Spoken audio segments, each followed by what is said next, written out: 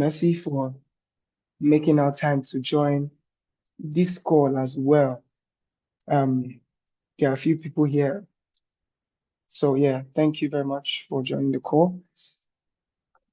All right, so let's get started right away without wasting much of our time. So once again, good evening, everybody. My name is Favor Adelani. Today I'm representing my community, myDataClique. Please just give me a minute to put up my screen. Thank you.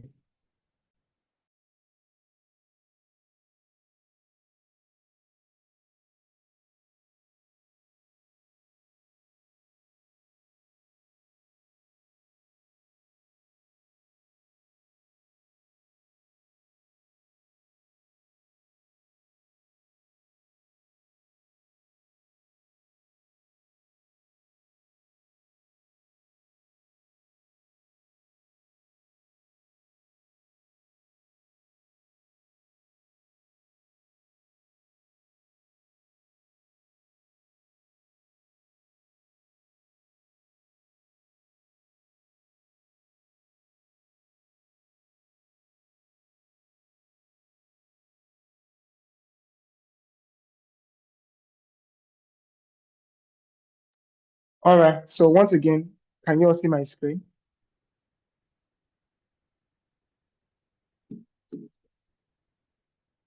All right, thank you. If you can see my screen, you can just kindly indicate that you're seeing my screen. Okay, thank you. Thank you. All right, so once again, my name is Favor Adelani from myDataClique.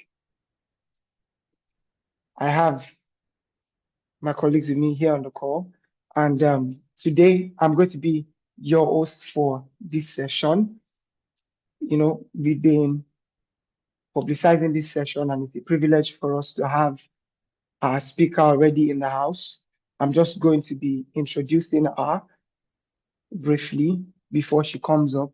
And at the end of our session with us, we take questions from anyone who'd like to ask questions. And at the end of it, we'll introduce our community to everyone on the call. So if you're on the call now, don't go anywhere. The best parts are yet to begin. All right, so quickly, I'd like to begin by introducing our speaker today. She goes by name Miss Mercy Olaoluwa. She is a pharmacist and she is also a data analyst. If you're a data analyst and you're on LinkedIn and you don't follow Miss Mercy Olaoluwa, tell me what you're doing on LinkedIn then.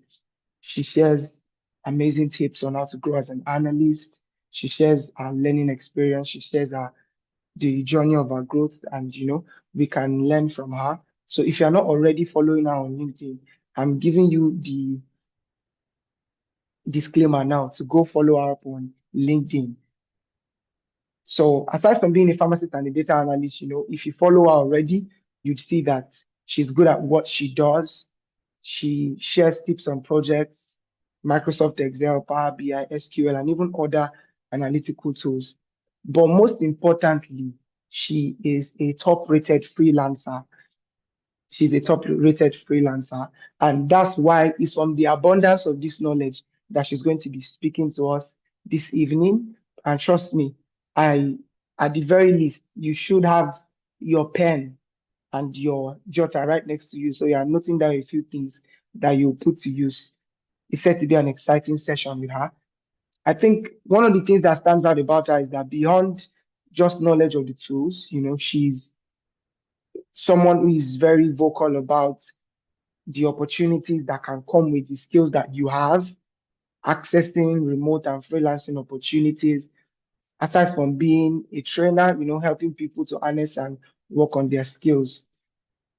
She has also shared valuable information with us for free online through our LinkedIn, Twitter, Instagram, and even YouTube. So she's still active. She has not retired. She's still actively sharing these things. That's why I said to follow her on LinkedIn. And from LinkedIn, you get to see her works and all of that. And one thing about her is she's very intentional about career growth.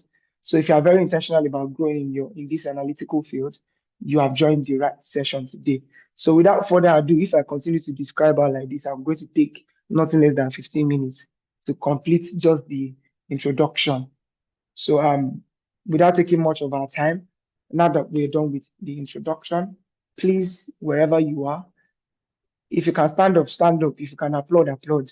Let's make welcome our guest speaker for today, Miss Mercy Olaoluwa. Thank you very much, Miss Mercy. So over to you. You have the floor. Okay, hello, can we hear me? Yes, loud and clear. We can hear you loud and clear. Thank you. Okay. So good evening, everyone, and it's nice being here. So I guess I'm just going to share my screen and we just take it up from there. All right. Thank you. Thank you very much.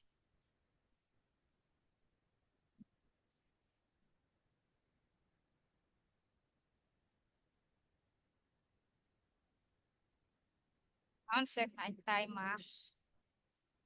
Oh, okay. No problem.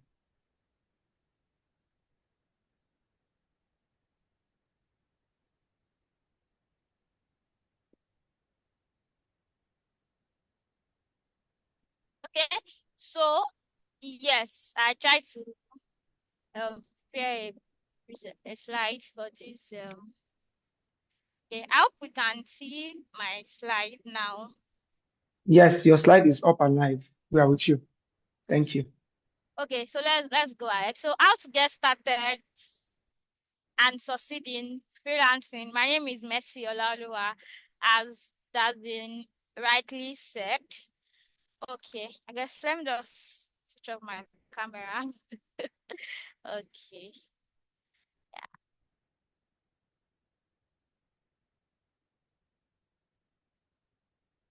yes.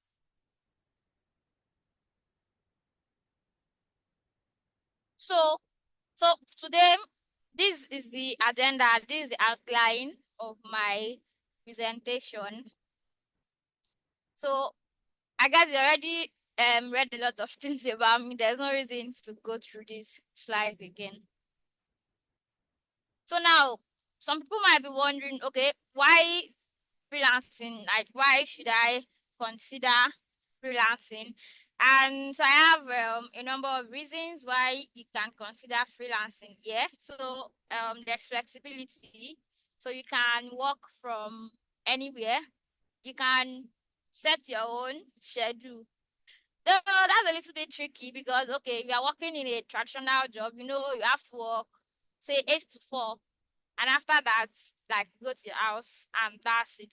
So but with freelancing, you can say you want to do 8 to 10 a.m., or you can say you want to be doing 8 to 8 and you don't want to rest at all. So yes, you can set your own schedule. That's it. Okay, income potential. So there's opportunity to earn in foreign currencies, USD, euros, depending on the type of clients you are working with and all of that. So also there is global opportunities. So as a freelancer, you can work with clients from different places in different countries in the world. So I have clients in America, UK, Australia, and the like. So freelancing really gives you opportunity to meet people, to work with people that you might like.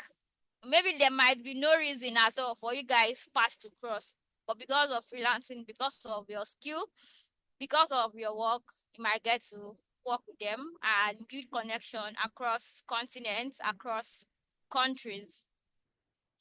Okay, some common misconceptions about freelancing. Freelancing is easy money. It's not actually easy money. So it takes time to build. You have to build your portfolio, like sort of build your freelancing career, like a normal career. So it's not really something you just enter and it's not free, it's not easy or free money. That's it. You need advanced skills. So you necessarily don't need advanced skills before you can freelance with your skills. Though you need to be very, very good at the basic things you know. So there's a difference between advanced, saying a skill is advanced, and then saying you actually know it very well. So, for example, if you're talking about Excel now, some people may say maybe advanced Excel skills can be around using bar query or say macro and the likes. But for freelancing, you don't need to know all those advanced stuffs before you can make money with freelancing. I can remember when I just get started with freelancing. I got jobs that I worked on different type of one-off gigs. So some examples I can actually remember is I resolved a VLOOKUP. Like the person was working with person had to work with a VLOOKUP function, a VLOOKUP formula, and then the thing is not working. So he posted a job. I saw the job. I applied. I resolved the formula. The only thing that is wrong there is that the last argument needs to be changed. I think it was true and it's meant to be false or the other way around. I think I made like $20 from that job. Like, and I think I removed some leading and lagging spaces in the data too. So even though it's not like the advanced stuff, but because I knew that VLOOKUP thing very, very, very well, you get. Okay, another example I can think of right now is another job like that too. So the person was working with Google Sheets. The person had written a Google Sheets formula and it is not working. Believe me, I got that job. Even me, I don't know why it is not working. I Googled and I saw that the only thing that needs to be done is that that formula is meant to be an array formula. So when you write an array formula in Google Sheets, it's either you wrap the formula around, or it's either you put the formula. Sorry, please, are we still with me?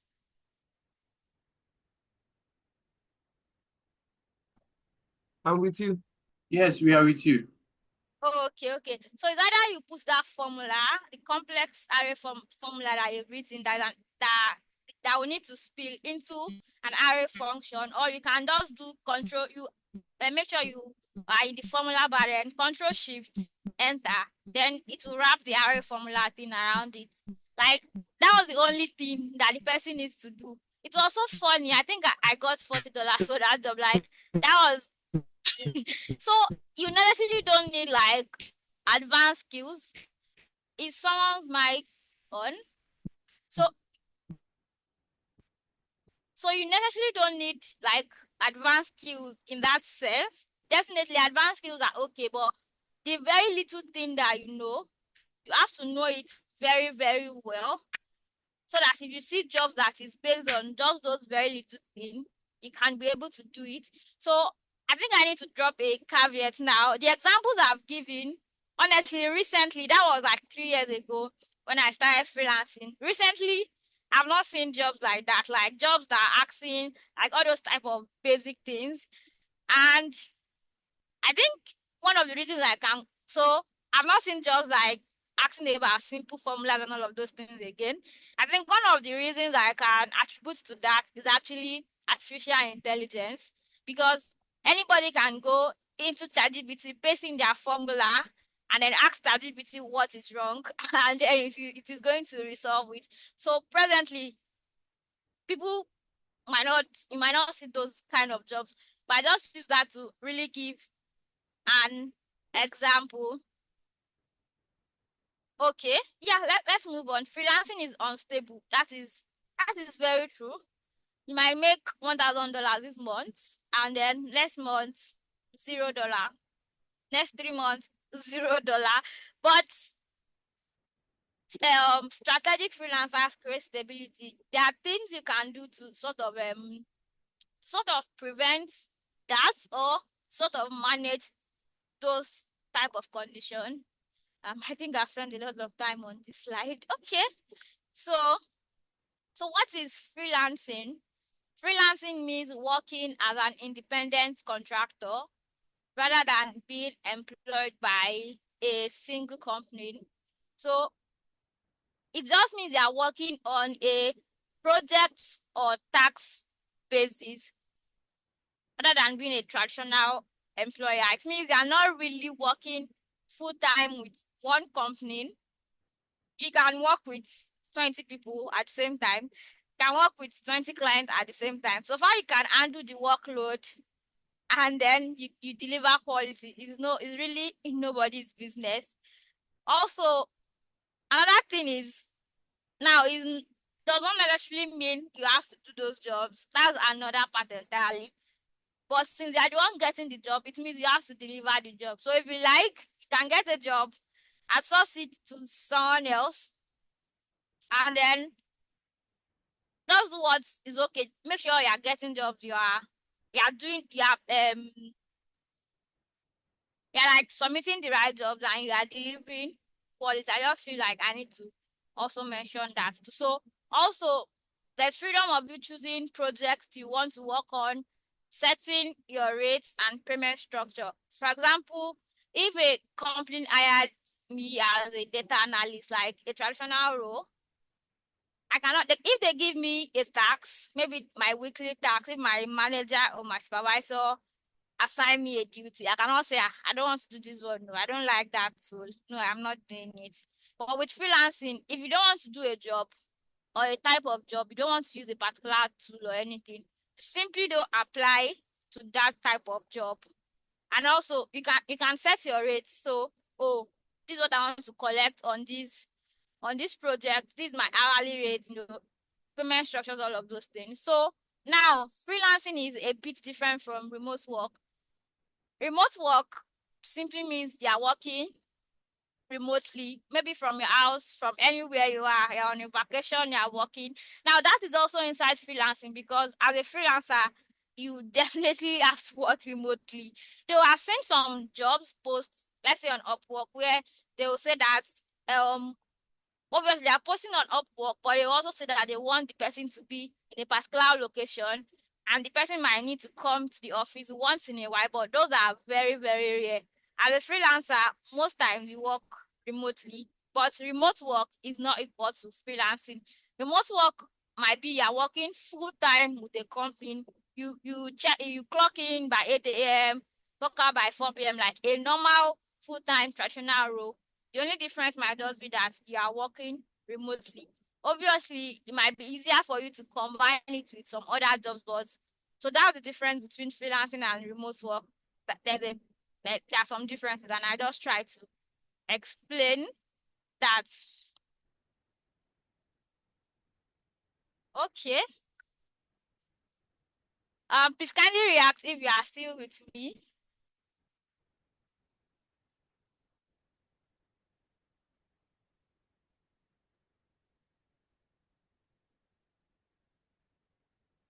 I'm not sure I can see any reaction. Are we still with me? Yes, we are with you. Yes. Okay.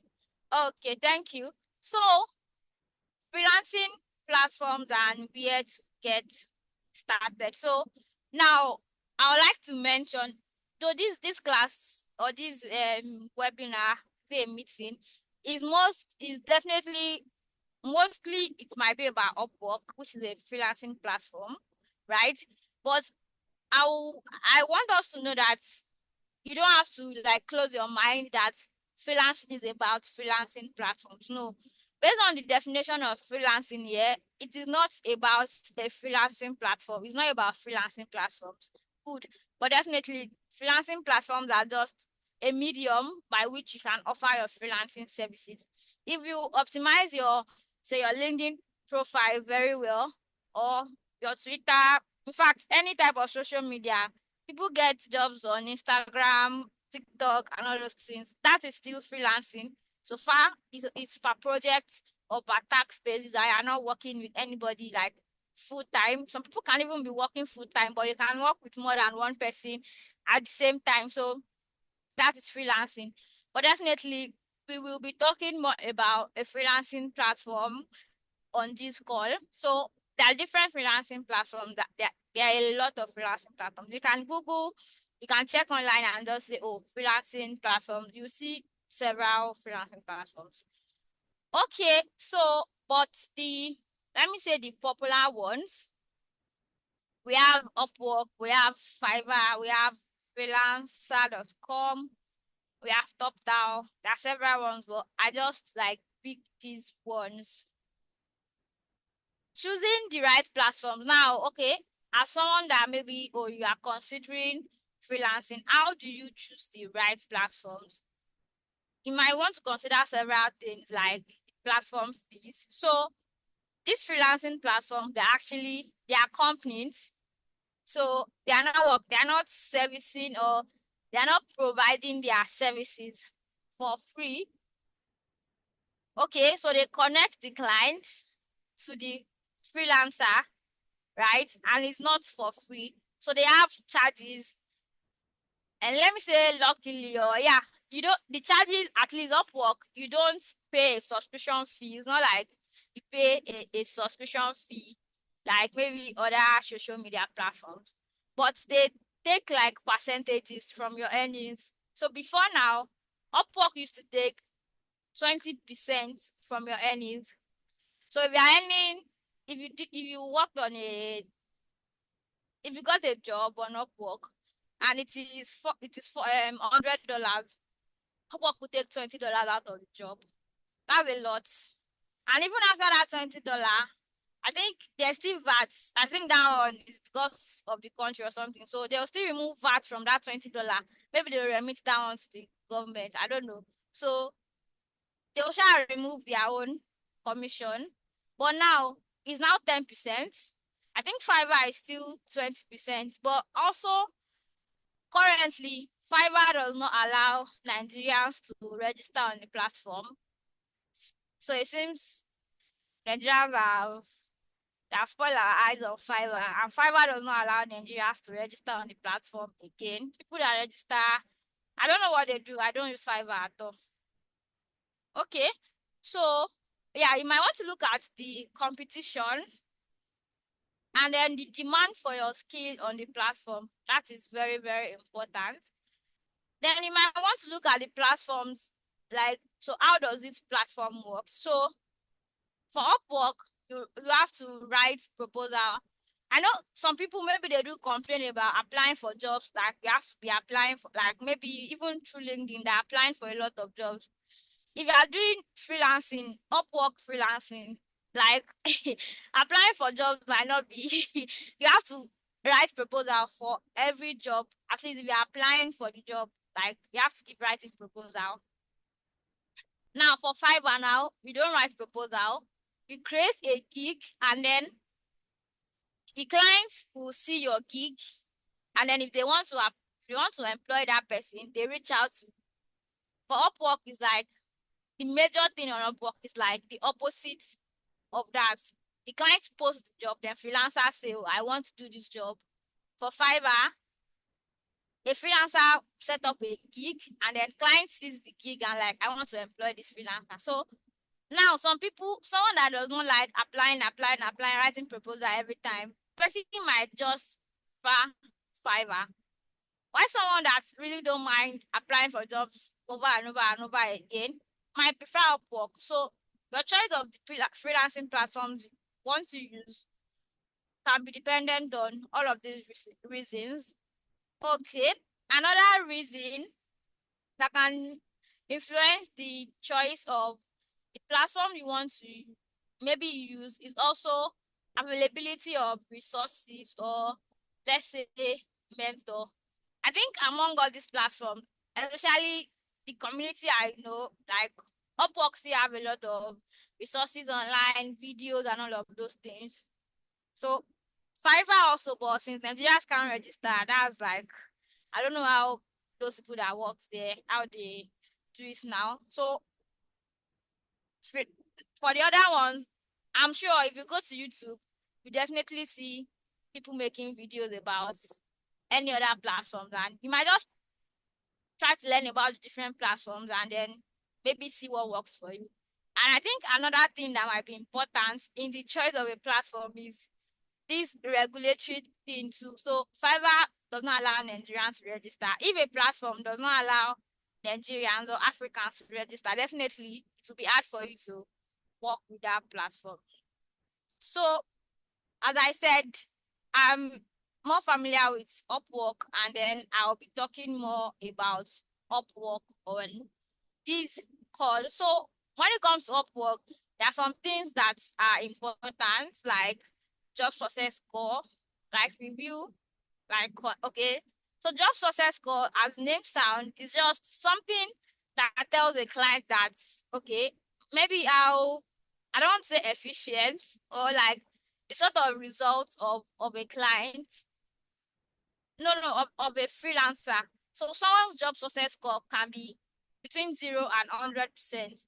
If you do successfully complete your project without any issues, and if your clients are giving you good review, both for the public review and for the private review, the public review, you will see it, it will be on your profile. The private review, you will not see it, it won't be on your profile. So if there are no issues with all of that, you have a perfect job success score, 100%. If you have some issues, it might be as low as whatever. Do you get? Okay. Now, why is job success score important? Because some job posts, a client might say there might be some requirements that, okay, anyone that applies to this job must have at least 90% job success score. That is why job success score is important. I think before a freelancer can have a job success score, you have to have done maybe 2 or 3 projects or jobs on the platform, I think with different clients. So yes, someone that is starting out will not have a job success score until you've done maybe 2 or 3 jobs on the platform. Okay, with different clients. Another thing is reviews. When you finish a job, a client can drop and the client end the contract. You might finish a job and the contract is still there, the client does not end it. That is possible. But when you finish a job and the client end the contract, they can drop a review for you. So a review will just be some sort of stories talking about how they work with you, how you did, if they enjoyed working with you and all of that. So reviews are important also, because if a client wants to employ someone, or if you send your proposal, clients can go through your reviews so that they can know if you are working well, if you are doing well, really. Okay. Another thing is connect. Connect is the... Sorry, please give me 1 minute.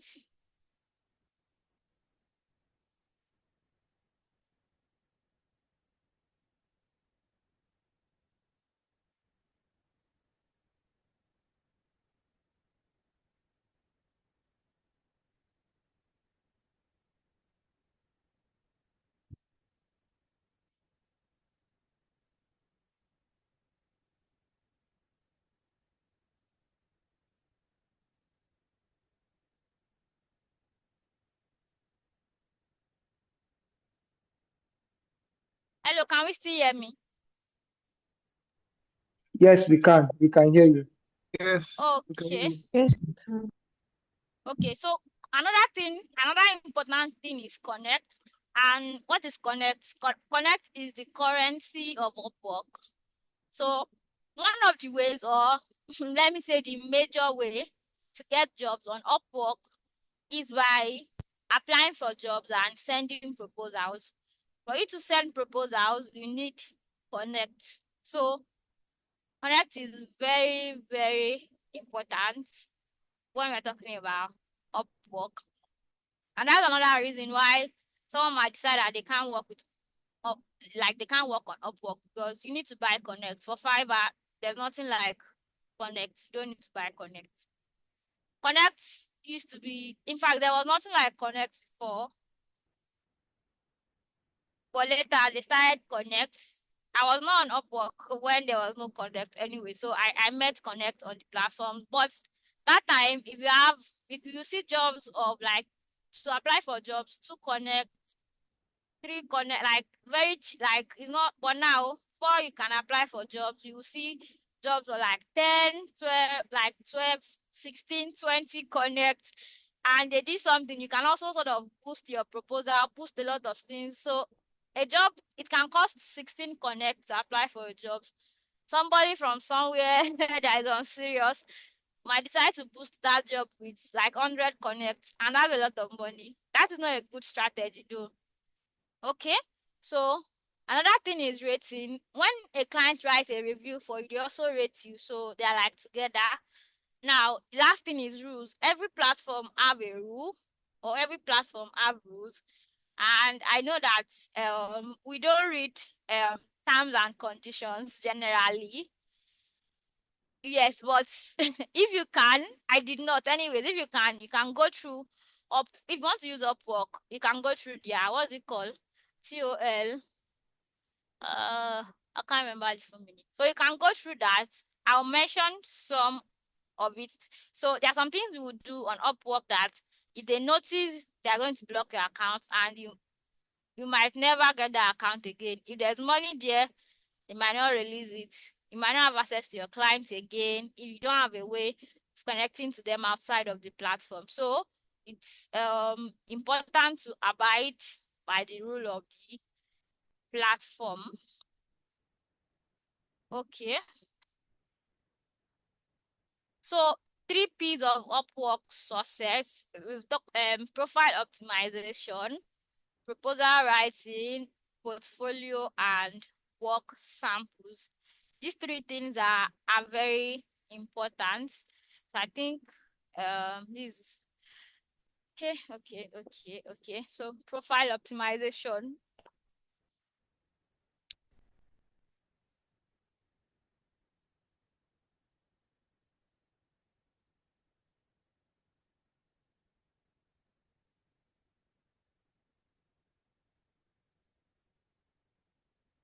So I'm just going to go to my Upwork and let's see what I can do.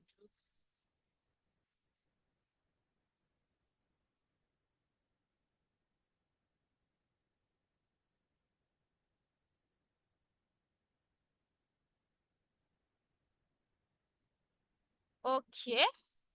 So your profile is very important. And why is your profile important? Because sometimes some clients, okay, they can post job and then people apply. So let's even start from that. When a client posts job and then people applies for that job, okay, can I uh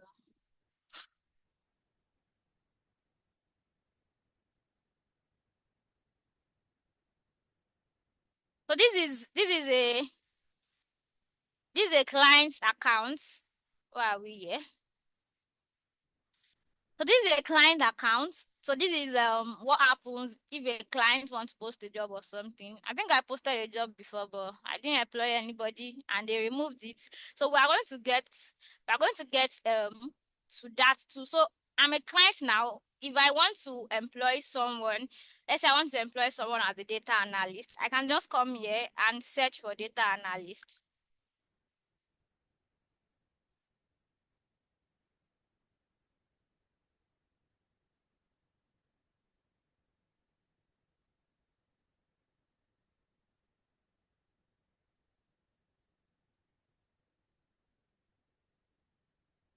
So now I've searched for data analyst now. I can see some profiles, right? So this is how people's profile comes up when we when a client search for any skill they want to use. You can see we have like the first page, and then we most likely have as much as possible the number of pages.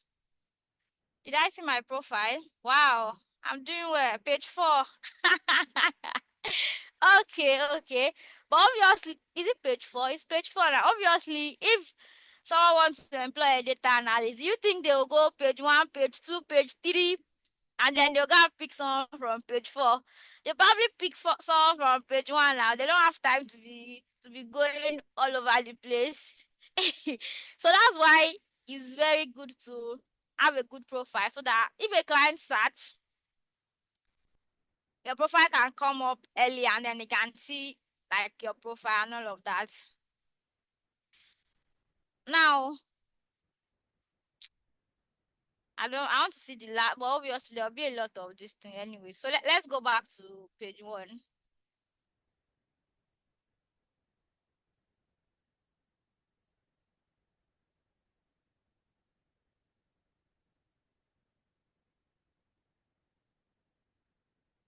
Yes. So let's go back to page 1 now. Okay. Another thing I didn't mention are the badges anyways. So we have top rated and top rated. Top rated, you get the top rated badge if you've made $1,000 on Upwork, and if you don't have any issue, something like that, you can check this thing online. For rising talent, you don't even need to have earned any money. I don't know the criteria they use, but you can check it. So maybe as a client now, I can say I want to employ, if I don't have a lot of money, or I don't know, I might say I want to employ rising talents. So I might filter for rising talents, and then I can see these guys. Okay, also I might just say I want the very best people. Where top rated plus might necessarily not be the best people there, but there are people that have made a lot of money on the platform, and then they don't have any recent accounts owed. So okay, so I can filter for top rated, and then this is showing me a bit about their profile. So I can see the is this headline? I don't know if we call it headline on Upwork like LinkedIn. So I can see the headline. I can't see a lot on the profile, but if I click on it, if I click on the person's name, yeah, I'll be able to see other information about this person. So that's why your profile is very important. So if I like this person's profile, I can try to invite this person for a job. So obviously, you can also filter for the skill. All of these skills are what you need to add to your profile, because a client can filter for these skills. So let's say I filter from Microsoft Excel now.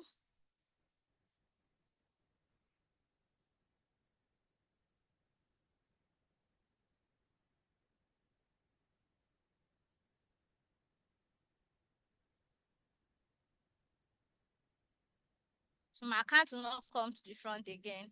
Okay.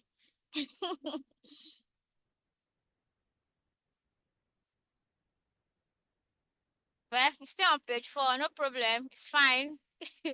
So that's why you need all of these skills on your profile. As much as they can put, well, some can filter for location. So maybe they want to work with Nigerian clients. I don't know if some clients think that way, but some people might decide they want to work with people in the US, people in the UK. So if you filter for Nigeria, what are we going to see?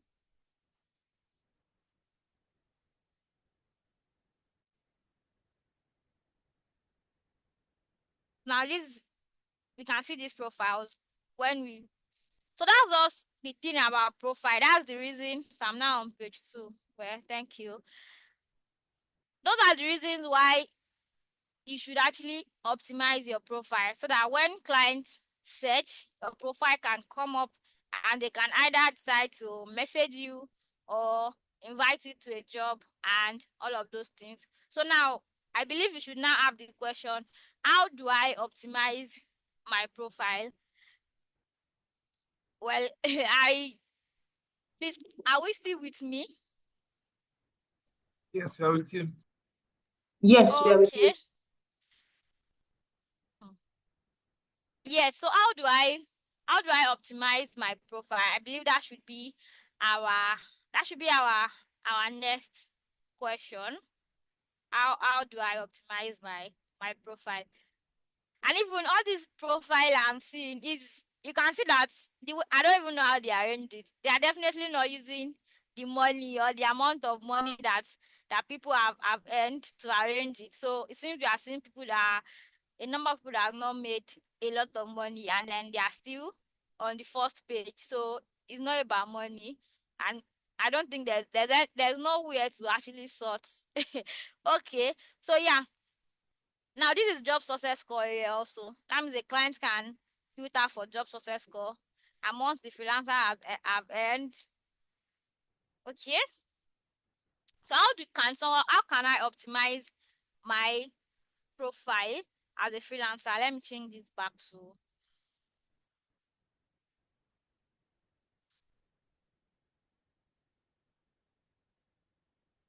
optimize your profile. Well, I won't say I'm an expert at that. I'm definitely not an expert at that.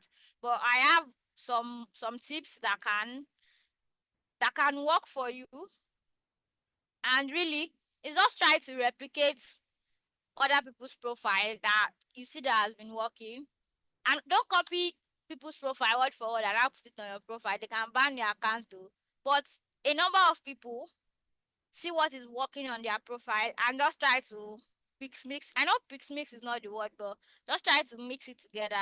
Do a suspension, suspension or an emotion. Okay, so for example, if this is you on Upwork now, you can come here, change these jobs to talents because you actually don't want to search for a job now. You want to search for other people. So maybe you are a data analyst. You can come here and search for data analyst.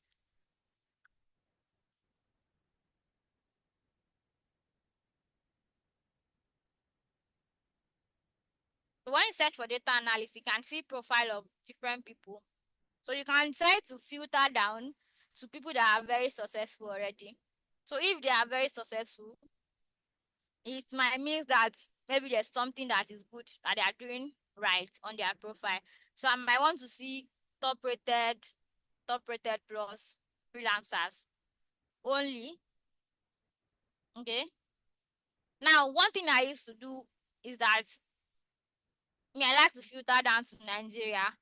So that really doesn't mean anything. But anyways, one thing it does is that it can show you that okay, there are people in Africa, there are people in your country that is actually doing very well with this thing, because obviously a lot of people believe that freelancing can work for them and all of that. It can work for everybody, but definitely it can work for some people. Why not maybe just try it out before you make the conclusion, right? So I like to filter down to Nigeria or Africa. So location, can choose Africa or we can choose Nigeria. This this um this one is not necessary at all. Can decide to just work with the whole world. So we can see here these are Nigerian freelancers. They are top rated plus, and they are data analysts too. So obviously some people are doing this thing and they are doing it well. So maybe I can do it too. So what will I do? So I can open this person's profile in a new tab. I can open this person's profile also in a new tab because I just want to see their profile and see how they set it up and how it is working for them. So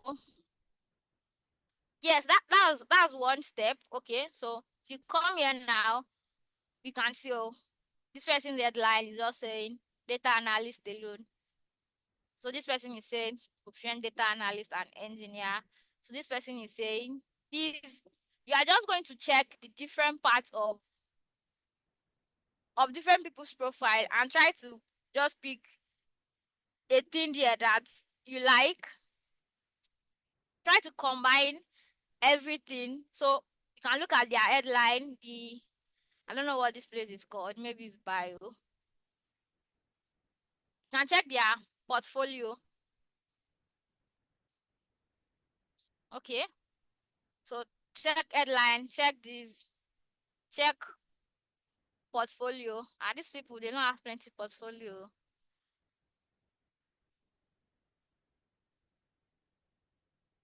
So those are the things that can actually help you set up your own profile. So I search for data analyst.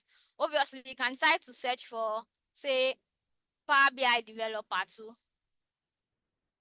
if that's part of the skills, because data analysis is just what you want to look at the specific tool. People working with different tools too.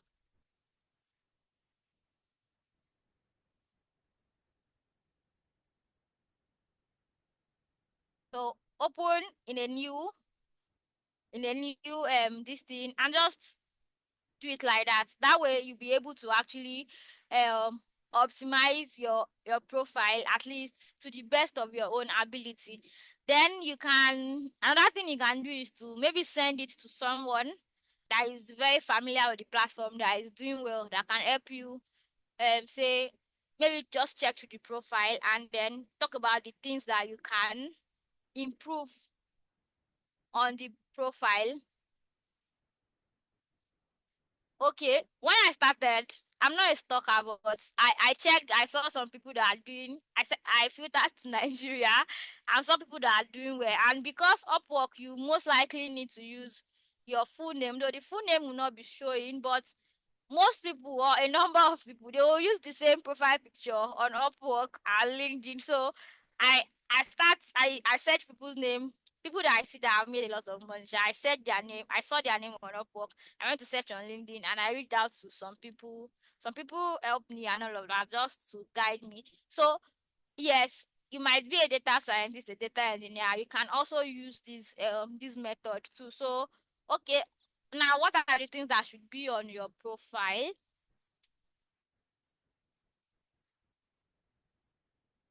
Now I've spent a lot of time. Yeah, 4 minutes left. So the first thing on your profile, you have this I think it's called headline. So you have headline.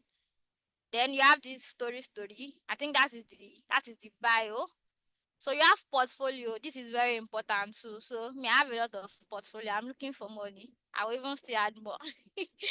Okay, so you have portfolio where you can add your project. This is very important. If I want to employ someone and maybe I don't find, especially someone that has not made any money on the platform, and I don't find portfolios, how will I be sure that you can do what you said you can do in your proposal?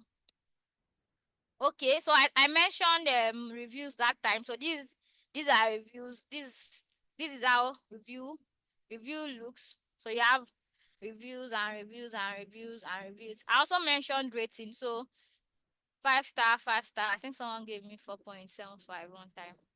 So you have reviews and then you also see the ratings there. Some people don't drop review, so that's why you see no feedback given, no feedback given. Well, let me say some people don't drop public review. They could have dropped a private review that could impact someone's job success, but it's possible. That's why you have to be very careful with clients. Job success score. So this is job success score. So 100% job success score.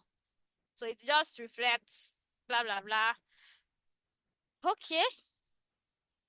Another thing I want to mention when it comes to setting up profile is that on Upwork you can have 3 profiles under your profile. Okay. Let me not confuse you. We have what we call specialized profile. So for specialized profile just means that they just mean specialized profile. So this is my general profile. Everyone have this, but you can later tweak your profile and you create what we call specialized profile. There are different niches where you can create a specialized profile. So we have data analytics, we have data visualizations. I decided to create those 2 specialized profile. You can only create 2 specialized profile. So maybe other niche can also have their own specialized profile. I don't know, you can check those one out on your own. Okay, I think that is it about your profile. And I mentioned skills that time, so you need to add the necessary skills to your profile. In fact, anywhere that is saying add skills, keep adding the skills. Any skill that you think are relevant, still you are unable to add more, you can add rest. But imagine I can add up to this amount of skills and I just put two. There's not what did I want to do with the remaining space? Just put everything. Okay. Also on your profile, we have catalog. Catalog is sort of similar to what we have on Fiverr, because so someone can come and view this catalog. Why are you always asking me to verify?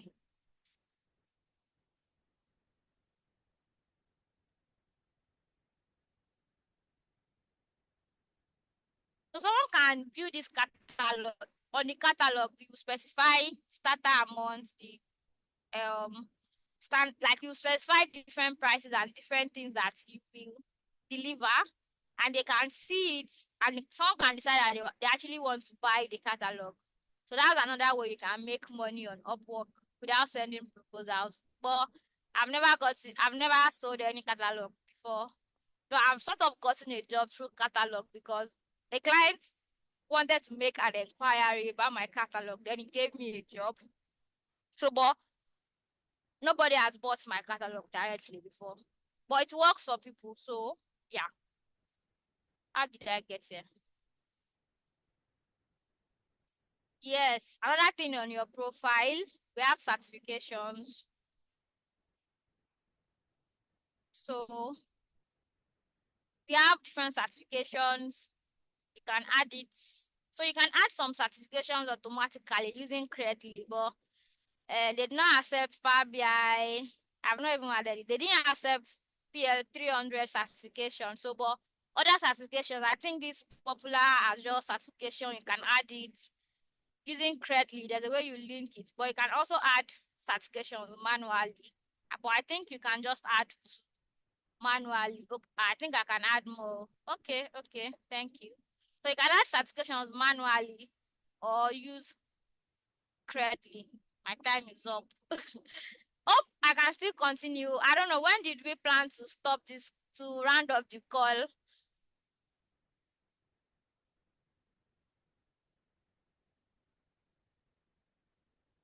You can continue, please. Okay. So also you can add employment history, other experience like your work experience, basically. Then around here you have language and some things. You can add a video introduction. I don't know if that works, but people do it, so I think it's a good one too. Language, yeah, all of the things, the education, license is even here. So which license will they take now? Okay, yes, so that is not about your profile, and that is how you can set up your profile. So another thing is proposal writing. Okay, so when it comes to write Upwork, the major way to get a job is by writing proposals. That means you need to actually know how to write proposals and be very good at writing proposals. I think I'm going to just send. There's a free book that someone released some time ago that tried to explain how to write proposals, and also I will link some other resources that explain how to write proposal. But someone also made a thread on proposal writing. Let me see if I can find it on Twitter.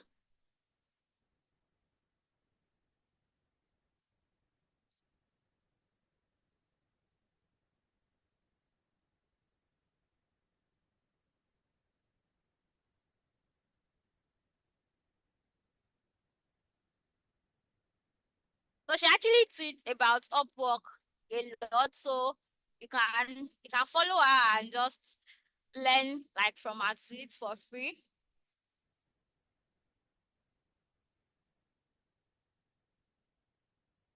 That's the wrong spelling.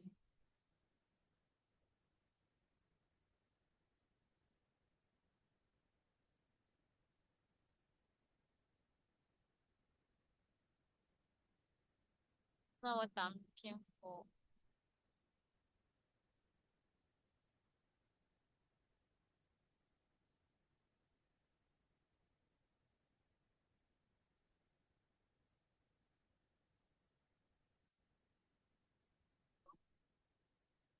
Okay, I'm coming now.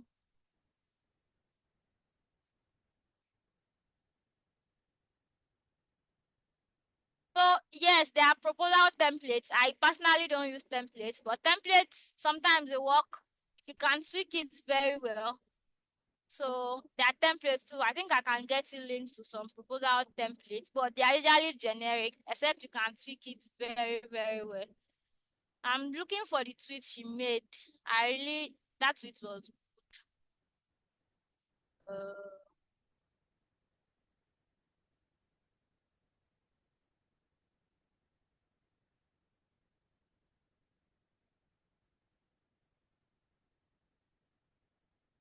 I actually bookmarked it for my bookmark. I'm sure I cannot even find it.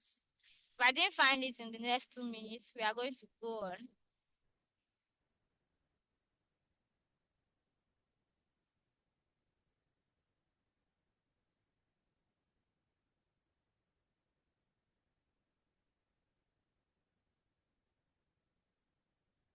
Not the one I'm looking for. She quoted another tweet.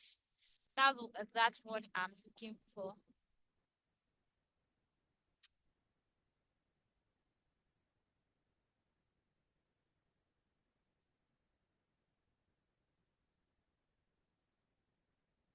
Can't find it.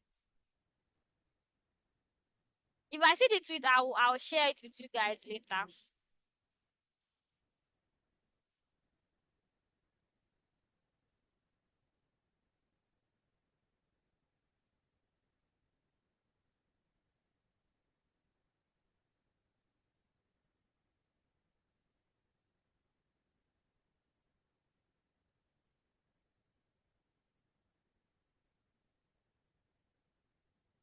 Okay, so this is not what I'm looking for, but this also works. So yeah, she said use a template. A template is not equal to copy and paste. So if you are using, even if you are using a template, copying and pasting will not work because you will not have customized it to that particular client's problem. So you want to create the client. You want to show that you understand what the job is about. You want to show experience. You want to add job title. You want to add a call to action. So this I'm going to send this tweet to the group chats. Group chats, no, uh to the call chats.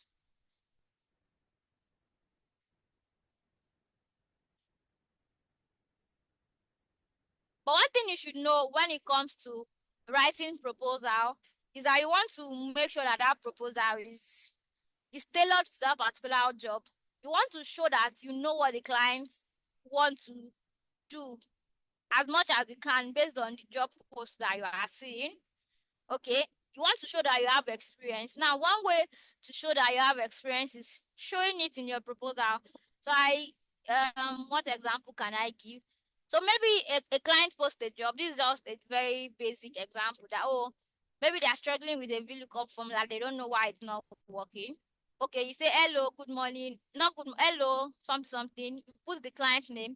There's a way you can find the client's name too. You see all that in the proposal book I'm going to share with you. So then you have to like, okay, for example, the person have problem with VLOOKUP, they don't know what is happening. Then maybe in my proposal I talked about how the problem might be due to a leading or lagging space, or might be due to the last argument. Maybe the client did not put in the correct argument, the correct input for the last argument. So that has kind of showed that you know what you are doing. Like if you say if you say something that shows that you actually know what the problem is about, that is not that the client did not necessarily expressly say in the job post. And also the first few lines, you want to catch the client's attention. I don't know, some people use different tricks to do that. Some people believe that saying hello, something, I see that you need help with this, that it's just wasting time because everybody does it that way. You can decide to go another route. Another thing is you can do some sort of try and error. You can try out different things. But writing your proposal very well is very important. Yes, I know this guy has a video on proposals too. I watched that video when I just started.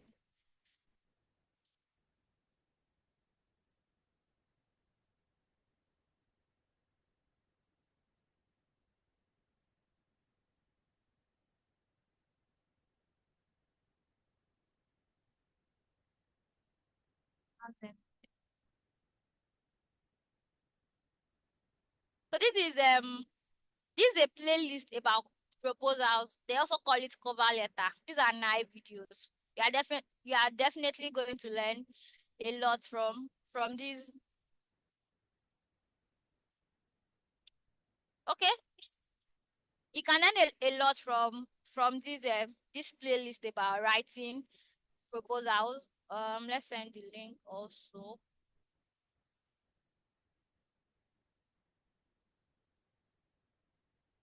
One thing is you must be ready to learn, especially on your own. Well, yes, you must be ready to learn and try out a lot of things.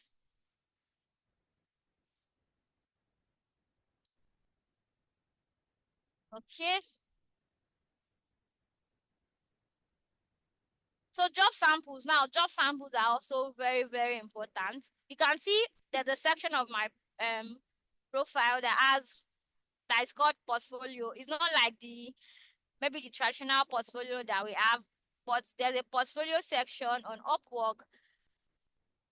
Where is it? Yeah, where you can put your jobs. You can put write-ups. You can put pictures. You can put PDFs. You can put videos just to show what you are doing. Now, portfolios are actually different from work samples. So I have just, I don't know, maybe six. I have six here. But I can tell you I have a lot of work samples, more than 20, and I have to do more. Yes, I have to create more. So portfolios are what is in that particular section if you are talking about Upwork. But work samples, you can have 100 work samples. Because each job, if the job requires a work sample, you should actually attach a work sample. As a client, I'm not going to employ someone that did not attach a work sample when there's not, maybe two people wrote their proposals very well now. One added a work sample, another did not add a work sample. I'm going to go with the person that attached a work sample because it shows the person knows what they are doing. It shows the person can do it. As a rule, for me, any job that requires work sample and I don't have a work sample that suits that job, it doesn't matter if I can do it. I'm not going to apply for the job because applying for the job is just like I'm wasting my connect, which means I'm wasting my money. Okay. Yes, I have to search for jobs. Another question I get, people talk about how they can't see jobs on Upwork. Well, I know that there is work, like people are posting jobs every day. Though maybe I feel that might have reduced a bit because of AI, but people still post jobs every time. So there are jobs. Maybe you are just not like searching well. Also, if you are searching well and then you're not seeing the job that aligns to your skill, maybe it's time to maybe change your skill. Try to add something else to accentuate your skill and like just have more opportunities. So when you want to search for jobs, it's either you go with best match. So this will show the jobs that best match your profile based on the things you've written on your profile. So, well, my profile is more or less about spreadsheets, Excel, Google Sheet. I'm going to change that very soon. So you can see for my best match, I'm seeing something around I'm seeing job posts around Excel, Google Sheet, Excel, Google Sheets. Is because of the way I've set up my profile. Another thing that influenced this is also safe search. We talk about safe search. So you can also there's also most recent. So this will show jobs that are just posted recently. So we can see this really doesn't align with maybe my skills, but it's very recent and then posted 5 minutes ago. You can see it here. Posted 11 minutes ago, posted 12 minutes ago. So a lot of people advise I should go for most recent jobs. Obviously, if you see a job that aligns with you and is under most recent and it checks all the properties of a good job, then you should just apply for it. Look at this best match 24 minutes ago, 39 minutes ago, 13 hours ago. But most times you might come here and still not see a lot of jobs, or might not see any job that you want to apply for. Then that is where the search comes in. So make sure this one is jobs, not talent. Then you can, maybe you're looking for a data analyst job, or let me say analysis first.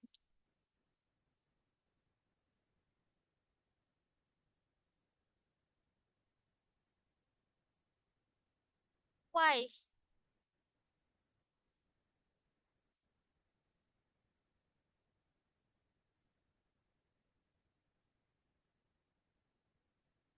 So now I can see a lot of jobs that have the keyword analysis. Though I will not say a lot of things that make sense. Now, if I want to search for data analysis, because data analysis is 2 words, I have to put it in this quotation.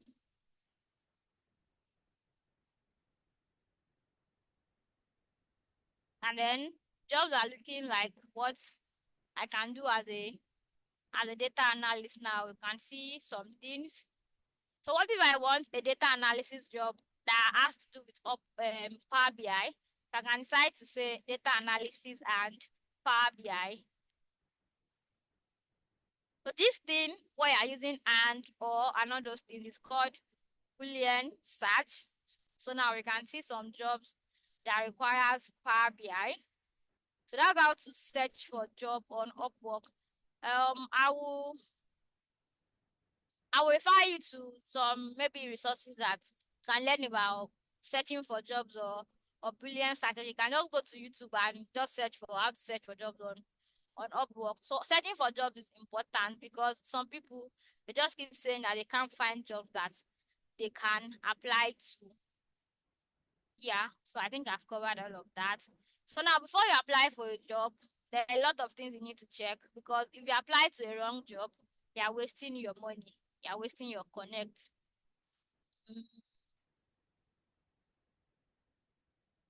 So let's say here now. So let's say I want to look at this job. So I'm going to open it in a new tab now. So one of the things you want to look for, I think before you even stress yourself to read this description, you want to come here, right? Payment method not verified. I don't advise for you to apply to a job like this, except the client just opened their accounts recently. So March 6th, still a bit recent. But if you see someone from 2020 and then payment method is not verified, even at that, before you start working for the clients, their payment method should be verified so that you be sure of getting your money. Also, the contract that you sign, the payments, they must have put the money in escrow. That's like putting it with Upwork. It's just that you've not gotten it yet as a data analyst. Another thing to check for 0% IR rate. For me, I do greater than 70% IR rate. Some people can decide to go with 50%. But what the IR rate means is that if a client has maybe 30% IR rate now, it means if they posted 100 jobs, they only employ people for 30. What does that mean? The remaining 70, people have spent money to apply, and they didn't hire anybody. Especially if their IR rate is small and then they have a lot of open jobs. So this person have 0% IR rate and 3 open jobs. Some of these people, they just keep posting jobs again. They're hiring for the jobs they've posted before. So if you've checked the client information and you feel that, okay, this person makes sense, can I come and read this one? So if you can do it, check the attachment, read everything in the description. Then you can decide to apply for the job. So, another thing you need to check is this place. If the proposal is less than 5, if it's, I do maybe 5 to 10 or less than 5, then I apply. But if it's greater than 10, I don't bother to apply, because maybe the probability of the client seeing my proposal is really low. So I might not just bother. Okay. So if you are good with everything, you can click on apply.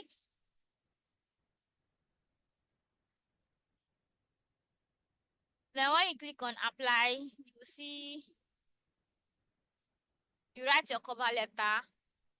If there are questions with the job post, you answer the question to the best of your ability, because the client will actually see the answer to the question before your proposal itself. There's this part where you can add an Upwork job, add a portfolio, add a certificate. Those things that has been on your profile before. Okay, I mentioned about boosting. I don't think boosting is a good strategy if you don't have a lot of connects. Even if you have a lot of connects, only boost for jobs that you know that you are super, super, super qualified. You have projects relating to it on your profile. You've done jobs relating to it on the platform. But try your best not to maybe boost your proposal so much, because you'll be using a lot of money. Except you are very, very qualified for the job. And don't be boosting with too much, too much, too much connect. Okay. What else have I not mentioned? Yeah, I think I've thought everything that is here. So I know some people might be asking me, okay, do I think like maybe Upwork, like there's a demand for data analyst on Upwork? This is Upwork report for 2024 about their in-demand work skills, and we can see that data science and analytics is like part of the categories. Well, these are the top three. But if you look here, you can see data analysis, you can see data visualization, and other data analysis field. And this is also a screenshot from their write-up that professionals still employ people to do all of these things. Definitely, AI is impacting, but people still need professionals.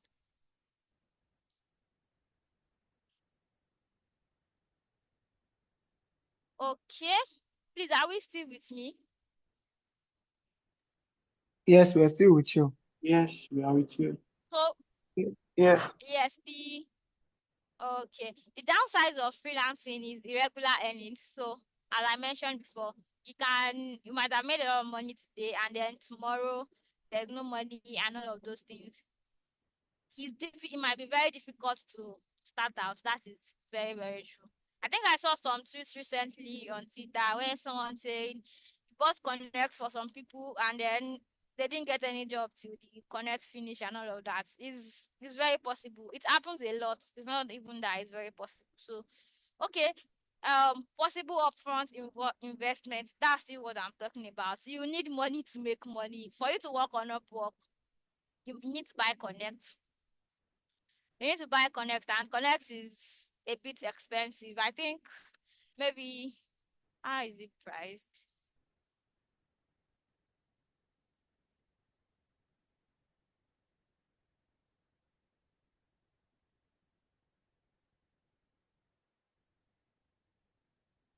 Okay, so to buy 100 connect now, you need $15 to buy 100 connect, and they are still going to add VAT, so maybe like $17 to buy 100 connect, and maybe that 100 connect now, I don't know, maybe you'll be able to use it to apply to probably 5 to 6 jobs, depending on how you're actually applied. So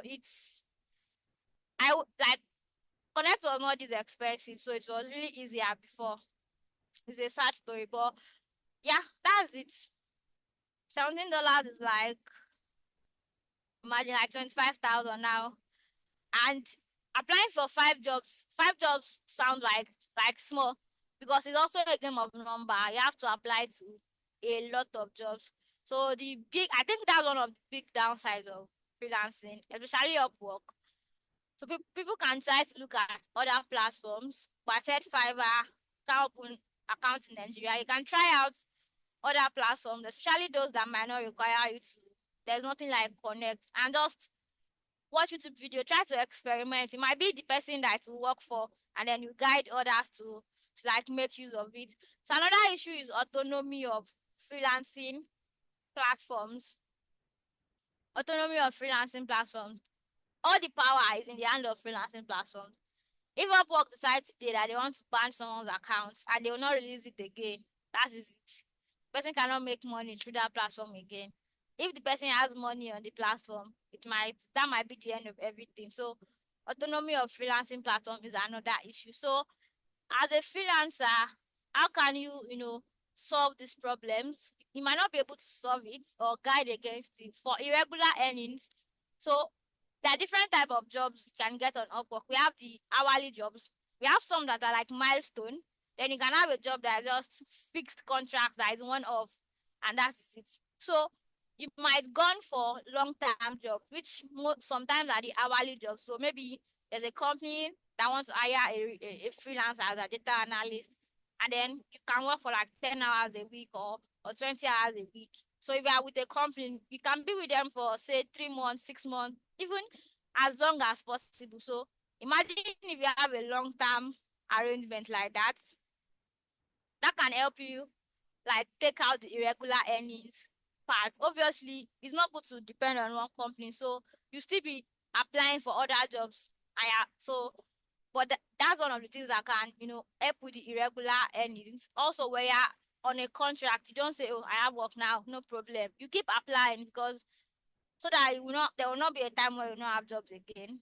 Okay, difficulty starting out. I don't think there is a way around that one. Autonomy of freelancing platform. That is why I said in the beginning, yeah, how to deal with autonomy of freelancing platforms is diversification. Don't put all your eggs in one basket. Don't say, "Oh, Upwork is working for me. I want to stay with Upwork for life." Anything can happen tomorrow.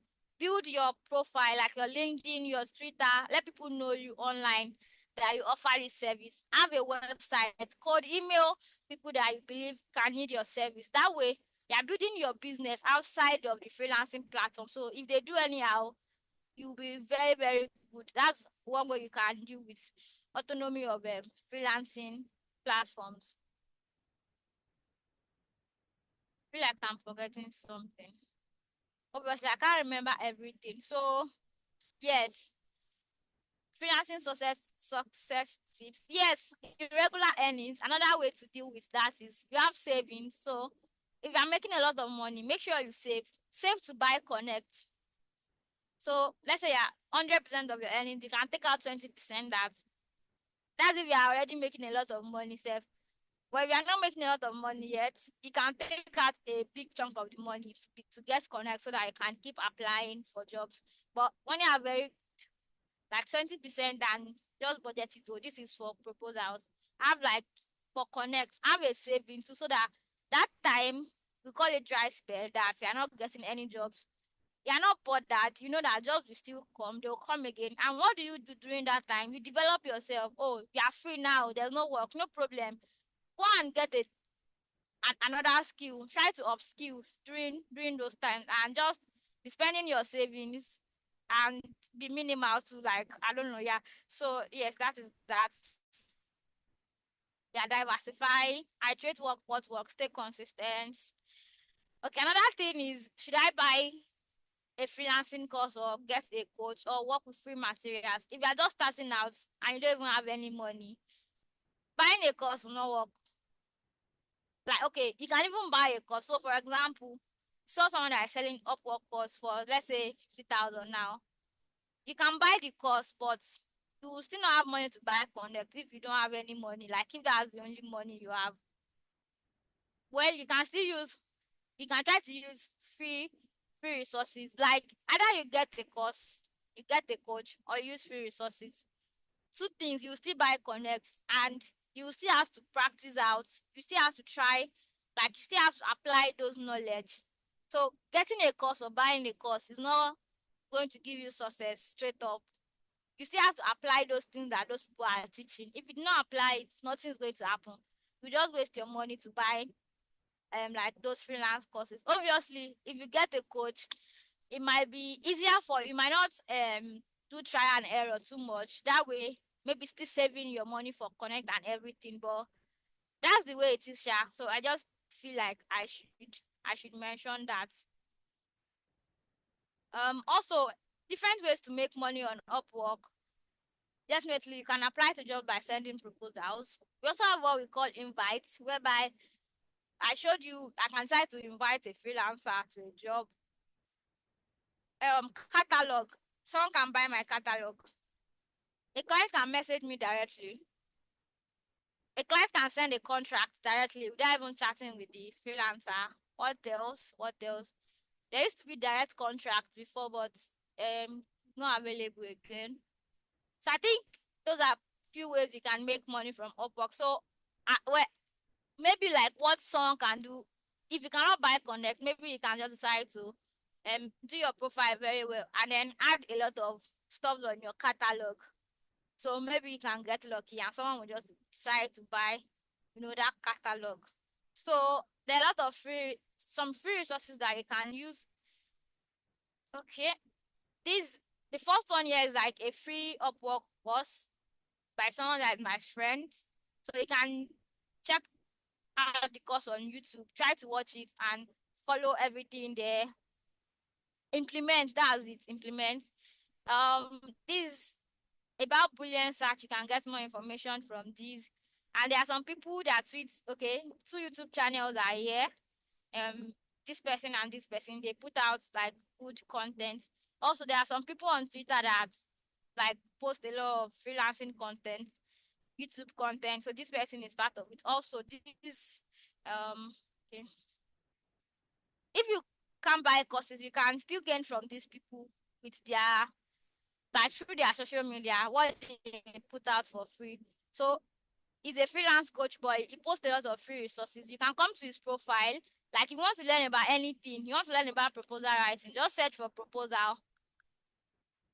And you see information about proposal writing. Or you want to learn about how to optimize your profile, just search for the keyword through Twitter.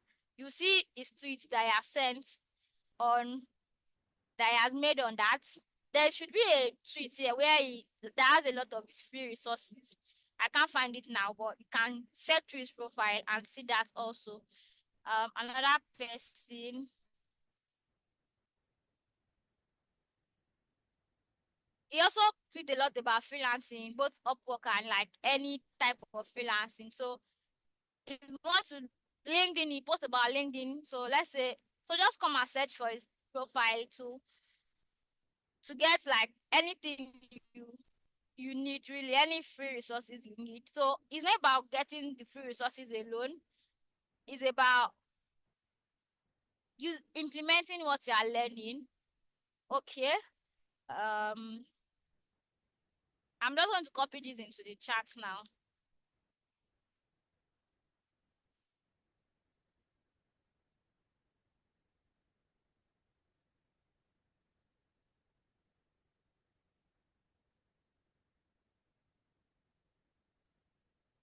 So I think another thing I want to say is that freelancing might not be, especially Upwork, as a beginner, someone that you're not making any money yet, you might not be able to go into it because you will need to buy connects. I think that's the most like limiting factor. So if you have a job and then you want to sort of invest, buy connect and start applying for a job, obviously it's going to be hard in the beginning as if you are just sort of wasting your money if you're not getting like clients to read your proposal and all of that. But if you are able to eat it, like you can make a lot of money. So okay, conclusion. Have a strategy, have goals, have plans. I think I've tried, yeah. So if you have any question now.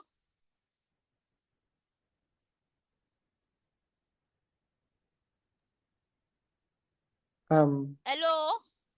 Yes, we can hear you. So once again, Yes, thank you very I'm much. done. All right, thank you very much. Wherever you are, if you're uploading, upload. If you're still writing things down, please go ahead and continue to write things down. But while you're writing, we've heard so much, we've learned so much, and we've seen so much tonight. Once again, we're very grateful, Miss Mercy. And I don't know if anybody has questions. Now is the time to ask questions, though. We still have Miss Mercy on the call, and she's willing to take questions. So if you have a question, I'd like you to either use the chat. Please use the chat. Use the chat. We are here. She's here to take questions. So please, if you are sending questions, please send questions. You can use the chat. If you'd like to speak, you can just raise your hand. if you are not in a noisy environment, but preferably, please use the chat. All right. So, Miss Mercy, there's a question here for you, if you can still hear me. Bisola Abdul Salam is asking that, do you mentor? Can you mentor someone? Okay. Do I mentor? Can I mentor someone? Obviously, Yes, please. I get this question a lot. How do I want to answer this question? I let's say I can mentor, but maybe because of how busy I am sometimes, I might not be like available like that. But I can provide, I can like help out, once in a while, and when you need my help, yeah. And also, when people talk All right. about mentorship, they Mm-hmm. sort of want someone that will maybe spoon feed them and all of that. I won't be available for that. If maybe you have a resource, you have to take actions. You have to. Do you get? Yeah. Yes. Yes, we're still with you. We are all listening. Um, Yeah. So when I can mentor, but you have to. I'm just like creating, like helping you, guiding you. You still have to do the bulk of the work on your own. Yes, that's it. okay. All right. Thank you very much. So, Bisola, if you heard that well, most times the misconception we have about mentorship is that it is being spoon-fed. I think if anyone is pulling up for mentorship, you need to be ready to put in the work. Don't be a liability to your mentor, and ensure that you are doing even more than they say at times, just to let them see your level of seriousness and dedication. Some mentors don't even charge, and even those that charge, they still won't be available to help you every time. So, Bisola, I hope your question has been answered. Please, do we have any other questions? Feel free to use the chat box. Ask your questions. If you're asking questions, if you are still typing, please go ahead. This is a time-based program while we still have our guest speaker in the house. Yeah, Bisola, you're welcome. If you want to ask questions, please go ahead and quickly drop your questions in the chat box. So one thing that I'd like to ask myself, Ms. Mercy, if that is fine by you, is one of the things that I heard you speak about while you were educating us is the concept of cold emails. And most times, what can be very discouraging about emails is sometimes you write to people and you don't, it's one thing to hear from them that, okay, we don't need your service at this moment or anything like that. It's another thing to not hear from them at all. So, is there a best approach to go about cold emails? Honestly, I'm going to say I'm not like best person to answer that question because I'm not like a cold email expert. Do you get? But Oh, that okay. my shared son's Twitter, that Omalaji, just go to his Twitter, search for cold email. He has put out a lot of tweets about cold emailing, so that can actually help you. All right. Do you All get? right. Yes. Yes. Very well. Thank you. I'm not seeing any more questions in the chat box, so I'm going to assume that everything that we've learned today and that we've heard today has been really helpful. So I'm going to go ahead and just quickly introduce the community to us again. Not everybody here is a member of the community already, so I'm going to seek the indulgence of everyone and even Miss Mercy to go ahead and share my screen now. Okay, no problem. Thank you very much.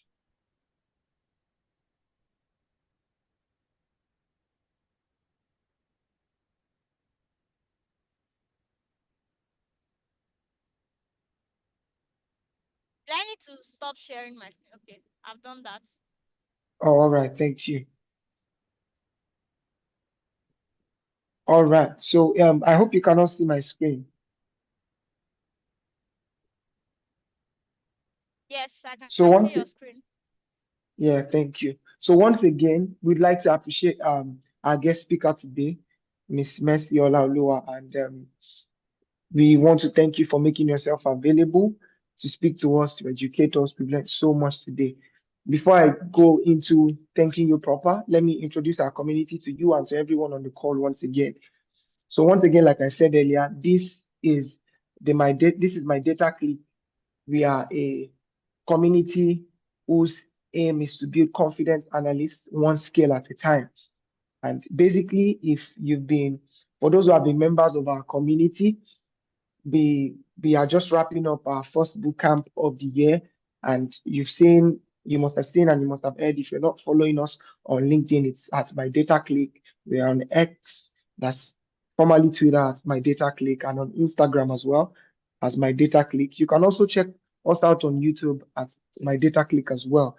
So basically, I'm going to just walk us through who we are and why we do what we do. So basically, myDataClique is a data community that is dedicated to helping beginners and aspiring data analysts grow into confident and independent professionals.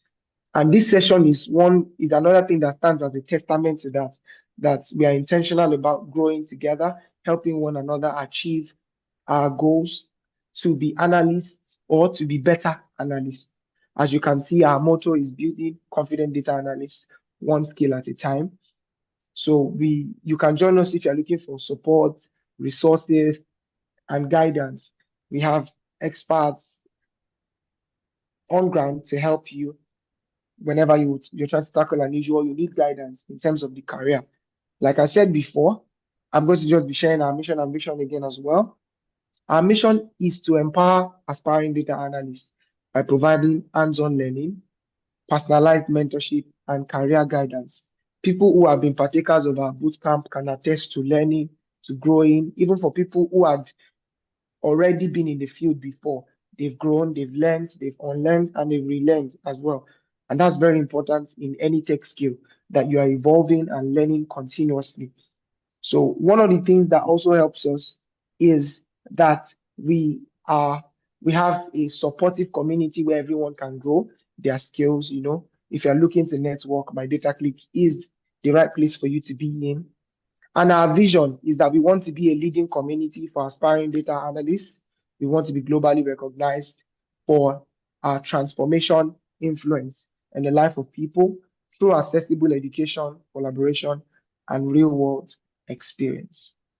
Now, what's our specialty? That's our selling point. In our community, our selling point includes hands-on learning. Members of the community can attest to the fact that our bootcamp has been very practical.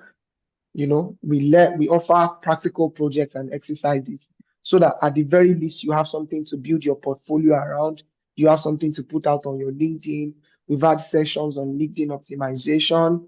We've had learnings on Excel, Power BI, SQL, during our bootcamp. And people who joined did not pay a dime. We put out so much value, also mentorship and support, like I said earlier. Most importantly, career growth guidance.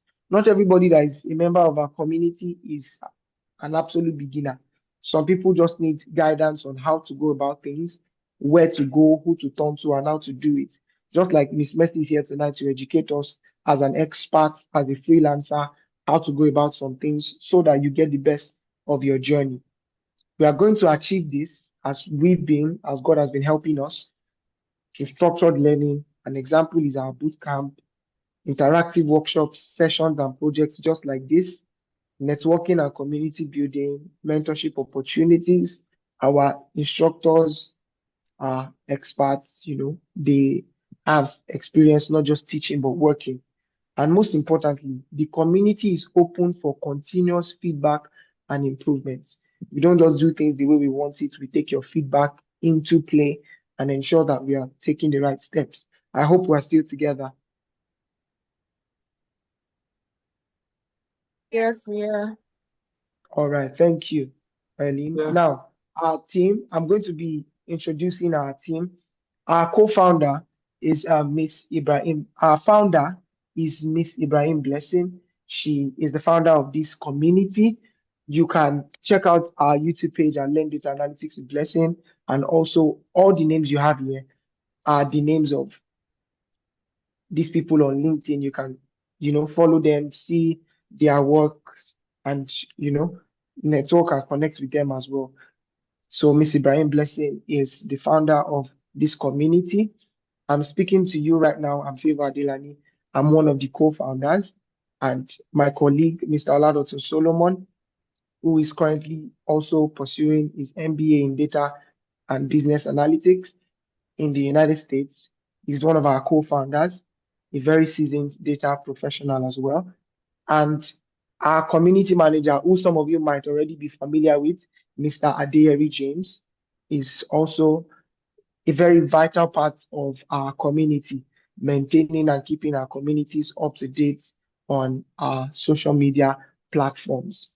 So if you want to follow us on LinkedIn, it's at myDataClique.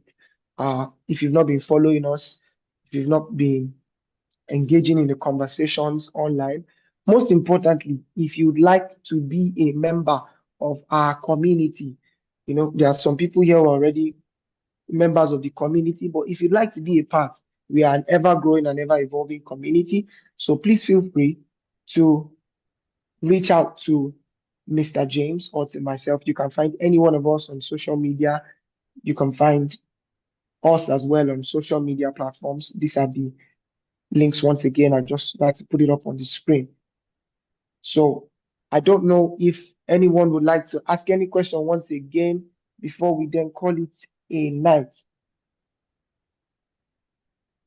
All right. So while I'm waiting for anyone to ask questions, I don't know if Miss Mercy would like to say anything before we bring this to a close. And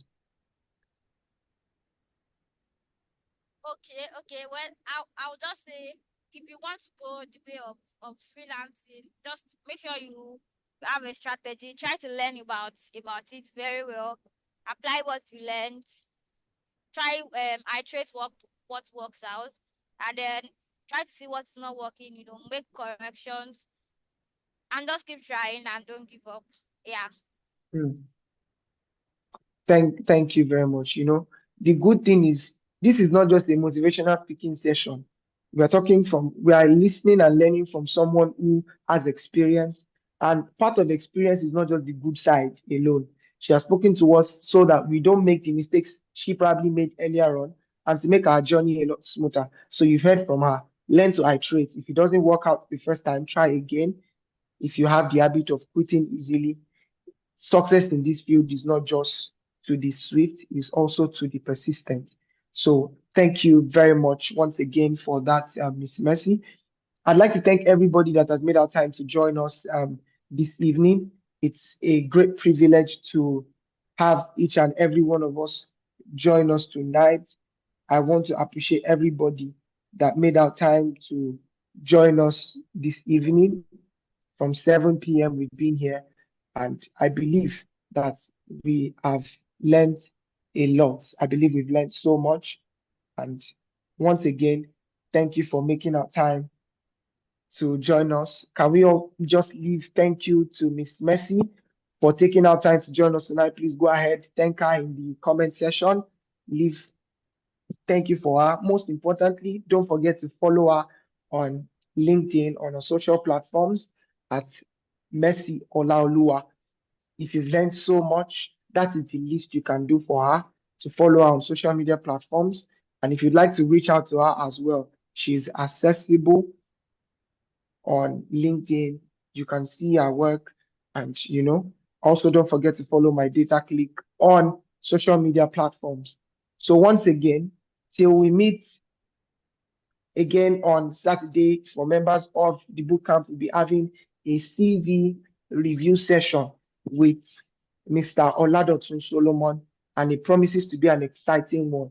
So, like I said before, we have so much in store. We have so much coming up for us, members of the community, and even for other data professionals as well. So once again, thank you all so much for joining us. Again, it is a privilege to have each and every one of us here once again. So thank you very much. Enjoy the rest of your evening. To Miss Mercy, once again, thank you for sharing from the abundance of your knowledge. Thank you very much. Yeah, So see you again Bye. some other time, Yeah, guys. see you. Bye. Thank you.